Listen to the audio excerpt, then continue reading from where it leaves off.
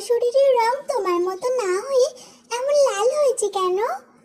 লাল তো কি হয়েছে, আসলে আমি তো লাল ডিম দিয়েছিলাম, আর সেই ডিম থেকেই তুই হয়েছিস। আর তোকে দেখতে ভীষণ ভালো লাগে। আসলে মা, কুকু আমাকে কালকে জিজ্ঞেস করছিল, ও মামা, আমাকে কিছু খেতে দাও তো, আমার যে খেলতে যেতে অনেক দেরি হয়ে যাচ্ছে। হ্যাঁ রে টুনটুন, আমি সারাদিন কাজ করে বেড়াই আর তুই সারাদিন খেলিস। তুই যে বড় হচ্ছিস তা কোনো জ্ঞান আছে তোর? বস, আমি তোকে খেতে দিচ্ছি। তারপরে তারা দানা খায়। এভাবেই তাদের মা মেয়ের দিন কাটছিল। একদিন টুনি যখন কাজ করছিল তখন সেখানে টুনটুন আসে।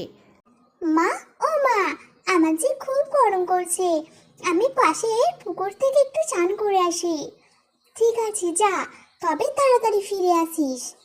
আর টুনটুন খুশি হয়ে স্নান করতে থাকে। আর তখনই পথ দিয়ে বনের রাজা ঈগল যাচ্ছিল। টুনটুনকে দেখে ঈগলের খুব পছন্দ হয়। এত সুন্দর পাখি তো আমি আগে কখনো দেখিনি। এই পাখি কে? দেখে মনে হচ্ছে আমার রাজ্যেই থাকে। যে করি হোক, আমার রাজ্যের রানী বানাবো ওকে। ঈগল ভাবতে থাকে। এদিকে টুনটুন চলে যায়, আর ঈগল কোথাও টুনটুনকে খুঁজে পায় না। অন্যদিকে বনে থাকতো কাকুলি কাক।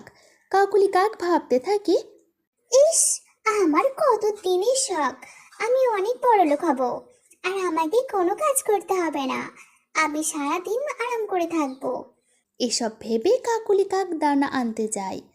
এদিকে ঈগল মহারাজ বনের সব পাখিদের একসাথে থাকতে বলে, কারণ সেখানে এক আলোচনা সভা হবে। সবাই সেখানে যেতে থাকে। তখন টুনির কাছে সুখিয়া আসে। কি গো টুনি, তুমি এখনো তৈরি হওনি? মহারাজ যে আলোচনা সভা বসিয়েছে, সেখানে তো যেতে হবে। সবাই চলে গেছে। হ্যাঁ সুখী দিদি, যাব। আসলে বাড়ির কাজগুলো করতে গিয়ে একটু দেরি হয়ে গেল। তারপরে টুনি সুখী সবাই সভায় চলে যায়।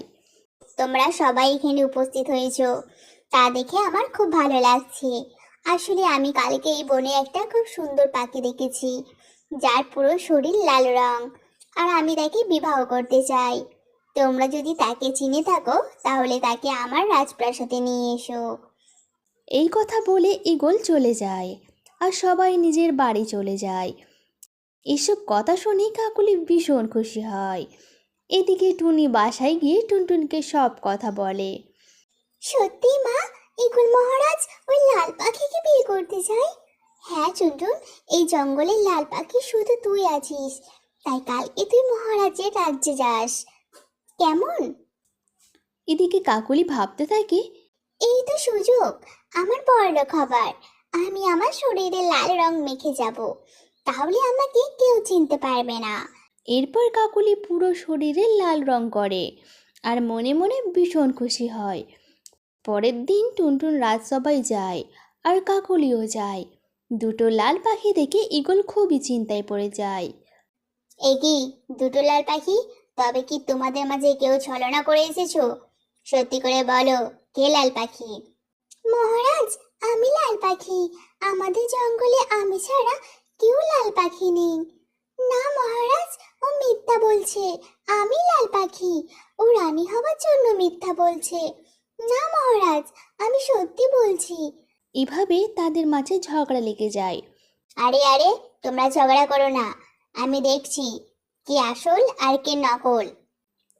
তারপরে ঈগল এক বালতি জল এনে তাদের গায়ে ঢেলে দেয়, আর কাকলির সব রং উঠে যায়, আর টুনটুনের গায়ের রং ওঠে না।